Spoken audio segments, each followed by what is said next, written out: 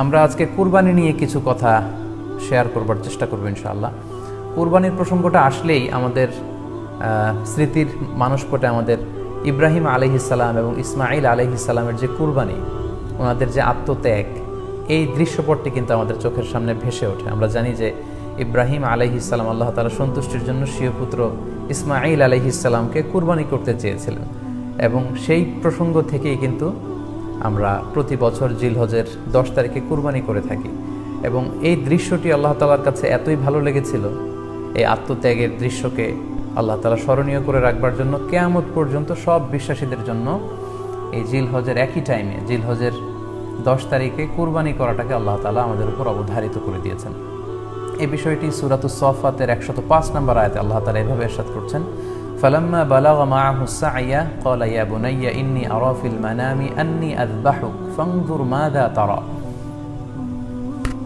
অর্থাৎ ইসমাঈল আলাইহিস সালাম যখন একটু বড় হলেন, বাবার সাথে হাঁটতে পারেন, দৌড়াদৌড়ি করতে পারেন, ঠিক তখন ইব্রাহিম আলাইহিস সালাম স্বপ্নে দেখলেন যে তিনি ইসমাঈল আলাইহিস সালামকে কুরবানি করছেন, এবং স্বপ্ন দেখেই তিনি সরাসরি ছেলের সাথে কনসালটেশনে গেলেন, পরামর্শ করলেন যে বাবা, আমি তো স্বপ্নে দেখেছি যে আমি তোমাকে কুরবানি করছি, ফানজুর মাযা তারা, what do you think about it, what's your opinion about it, তোমার মতামত কি সেটা তুমি আমাকে বলো।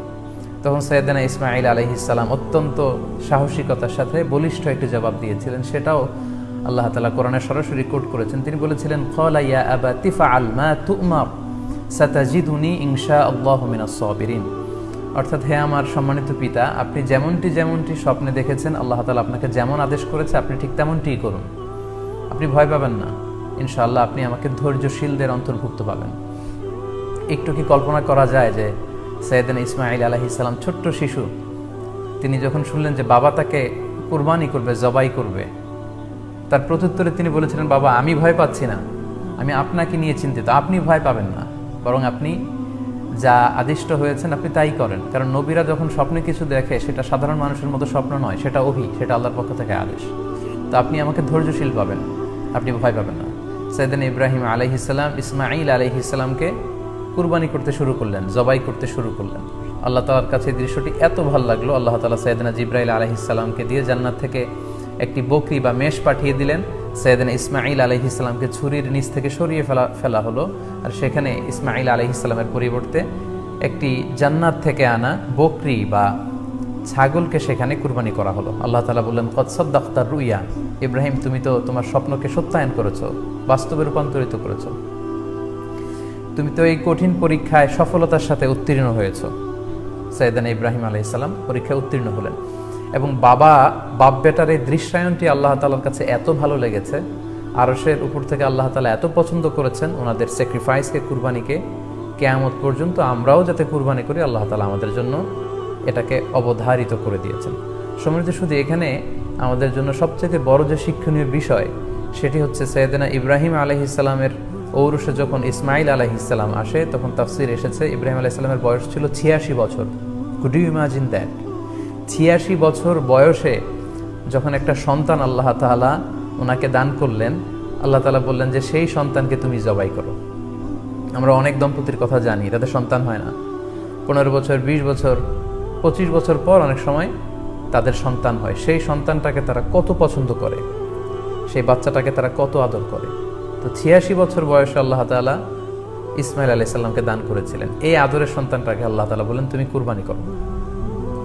কারণ এই বয়স্ক অবস্থায় যখন ইব্রাহিম আলাইহিস সালাম ইসমাঈল আলাইহিস সালামকে পেয়েছিলেন, তখন তিনি হৃদয়টাকে উজাড় করে দিয়ে নিজের ছেলেটাকে ভালোবাসতে শুরু করলেন, এবং হৃদয়ের ভালোবাসার জায়গাটার মধ্যে যে সিংহাসন, সেই সিংহাসনে তিনি ইসমাঈলকে বসিয়েছিলেন। আল্লাহ তাআলা চেয়েছিলেন যে ইসমাঈলকে সেখান থেকে সরিয়ে ওই ভালোবাসার সিংহাসনের জায়গাটাতে তুমি যেন আল্লাহ তাআলাকে স্থান দাও, এবং সেই পরীক্ষাটাই তিনি বেসিক্যালি সাইয়েদনা ইব্রাহিম আলাইহিস সালামের কাছ থেকে করেছিলেন, এবং সেই পরীক্ষায় সাইয়েদনা ইব্রাহিম আলাইহিস সালাম সফলতার সাথে উত্তীর্ণ হয়েছিলেন। অর্থাৎ আল্লাহ চেয়েছিলেন যে তোমার হৃদয়ের ভালোবাসার সবচাইতে বড় জায়গাটা হচ্ছে ইসমাঈলের, তোমার পুরো হৃদয়টা জুড়ে আছে ইসমাঈল। আমি চাই তুমি আমার সন্তুষ্টির জন্য এই ইসমাঈলকে বিলিয়ে দাও, এই ইসমাঈলকে কুরবানি করে দাও। সম্মানিত শুধু এই স্টোরিটা থেকে আমাদের জন্য শিক্ষা হচ্ছে যে সাইয়েদনা ইব্রাহিম আলাইহিস সালামের হৃদয়ের সবচাইতে পছন্দনীয় বিষয়টা ছিল ইসমাঈল। তিনি ইসমাঈল আলাইহিস সালামকে, নিজের ছেলেকে বেশি পছন্দ করতেন। ইব্রাহিম আলাইহিস সালামের হৃদয়ে যেমনি ইসমাইল ছিল, আমাদের প্রত্যেকের হৃদয়ে কিন্তু এরকম এক একটা ইসমাইল আছে, কল্পিত ইসমাইল, রূপক ইসমাইল। আমাদের কারো হৃদয়ের ইসমাইল হচ্ছে আমাদের টাকা পয়সা, আমাদের কারো হৃদয়ের ইসমাইল হচ্ছে আমার ব্যাংক ব্যালেন্স, আমাদের কারো হৃদয়ের ইসমাইল হচ্ছে আমার দামি গাড়ি, আমাদের কারো হৃদয়ের ইসমাইল হচ্ছে আমার দামি গাড়ি, আমাদের কারো হৃদয়ের ইসমাইল হচ্ছে আমাদের যশ, খ্যাতি, আমাদের ক্ষমতা, প্রতিপত্তি, এগুলো।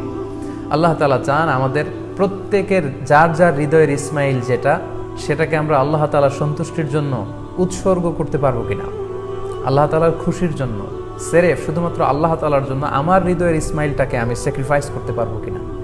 এই শিক্ষাটা দেওয়ার জন্যই বেসিক্যালি আল্লাহ তাআলা এই কুরবানিকে আমাদের জন্য প্রেসক্রাইব করেছেন। আল্লাহ তাআলা চান যে আমাদের হৃদয়ের পুরো জায়গাটা জুড়ে যেন আল্লাহ তাআলার সন্তুষ্টি, আল্লাহ তাআলার ভালোবাসা, আল্লাহকে যে আমরা ফিল করি, আল্লাহকে যে আমরা ভয় পাই, সেই জায়গাটাতে যেন আমরা আল্লাহ তাআলাকে রাখতে পারি। এটাই মূলত আল্লাহ তাআলা আমাদের কাছ থেকে চান। এবং আমাদের জীবনের সব কাজগুলোই হবে শুধুমাত্র কেবলমাত্র আল্লাহ তাআলার সন্তুষ্টির জন্য। এজন্য বিশ্বনবী সাল্লাল্লাহু আলাইহি ওয়াসাল্লামকে কিন্তু আল্লাহ রাব্বুল আলামিন শিখিয়ে দিয়েছেন যে কুল ইন্না সলাতি ওয়া নুসুকি ওয়া মাহইয়ায়া ওয়া মামাতি লিল্লাহি রাব্বিল আলামিন। হে নবী, আপনি বলুন যে আমার নামাজ, আমার কুরবানি, আমার জীবন, আমার মরণ সবটাই তো আল্লাহর জন্য।